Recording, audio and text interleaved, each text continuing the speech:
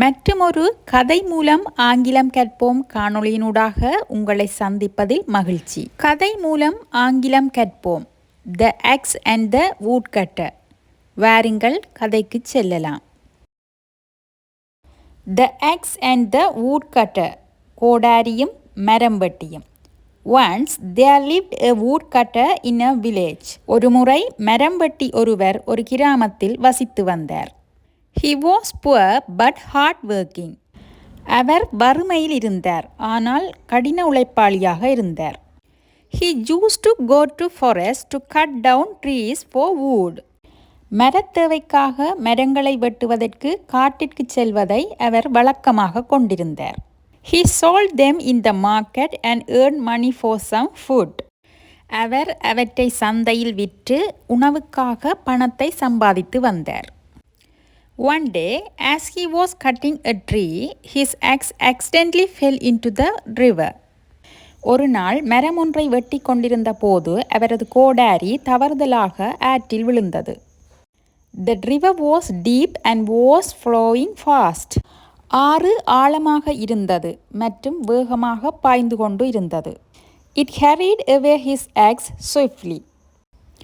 ஆறு அவரது கோடாரியை மிக விரைவாக அடித்துச் சென்றது. The woodcutter sat at the bank of the river and began to cry. மரம்பட்டி ஆற்றங்கரையில் அமர்ந்து அழத் தொடங்கினார். Suddenly, the goddess of the river arose and asked him what happened.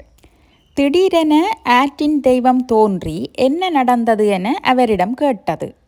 The woodcutter told her the story. மரம்பட்டி நடந்தவற்றை கூறினார். The goddess of the river offered to help him by looking for his axe. ஆற்றின் தெய்வம் அவரது கோடாரியை தேடிக் கொடுத்து உதவ முன்வந்தது.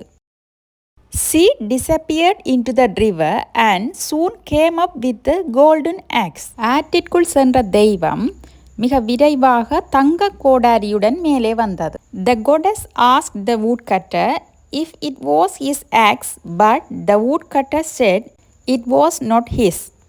ஆற்றின் தெய்வம் மரம்பட்டியிடம் இதுதான் உனது கோடாரியா என கேட்டது. ஆனால் மரம்பட்டி இது தனது அல்ல என கூறினார்.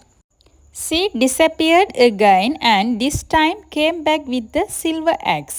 மீண்டும் ஆற்றினுள் சென்ற ஆற்றின் தெய்வம் இம்முறை வெள்ளி கோடாரியுடன் திரும்பி வந்தது.